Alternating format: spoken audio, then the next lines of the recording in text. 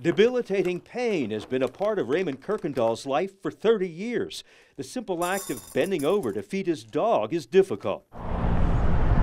He was a laborer and fell from a bridge when the I-275/40 flyover was under construction 30 years ago.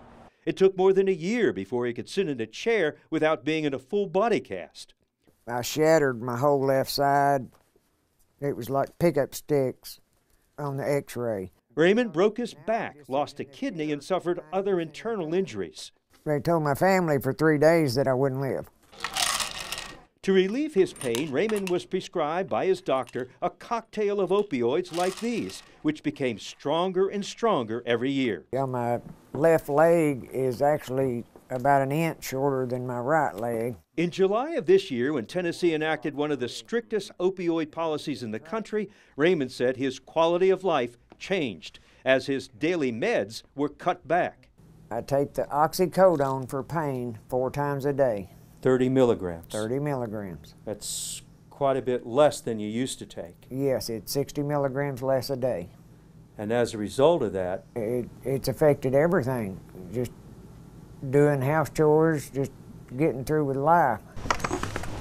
In August, we heard a similar story from Steve Glass, who can't get out of a chair without pain. Disabled for 27 years following a series of back surgeries, Steve has chronic, constant pain, which affects him emotionally, physically, and psychologically. To ease his debilitation, his doctors prescribed 15 milligrams of oxycodone, 10 milligrams of OxyContin. This is 1/3 of what I was taking before the cuts in the medicines for everyone.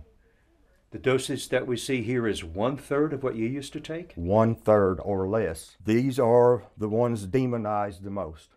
There are others, but this is what's always in the news. As a result, what's been happening to people like you who are in chronic pain? Our quality of life has crashed. You're okay? With changes in his pain management, Raymond believes he's paying the price for the abuse by others. I just don't see where it's my fault that people are overdosing on opioids when I take mine the way I'm supposed to. I'm the one that got cut back on my pain medicine because of all the other people out here doing stuff they shouldn't be doing. More Tennesseans died last year from drug overdoses than from automobile crashes. Department of Health records show 1,776 Tennesseans died from drug overdoses in 2017. Prescription opioids are the most common drugs associated with overdose deaths, one of the reasons why Tennessee has cracked down on the opioid epidemic.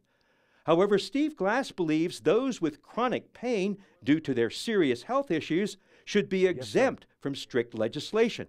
Raymond Kirkendall holds the same opinion. And I don't think the government ought to be the one to dictate to the doctors what they can prescribe. If you had the opportunity to talk to lawmakers about the opioid epidemic and how it affects chronic pain patients like yourself, what would you tell them?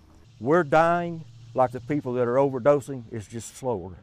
Just a few weeks ago, the Food and Drug Administration enacted what's called the SUPPORT Act.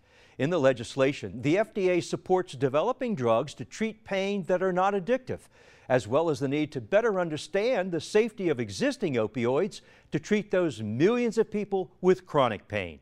And those who fit that category say living with unrelenting pain and not receiving the care they deserve needs to be addressed. They argue the pain crisis has been ignored too long due to the opioid crisis.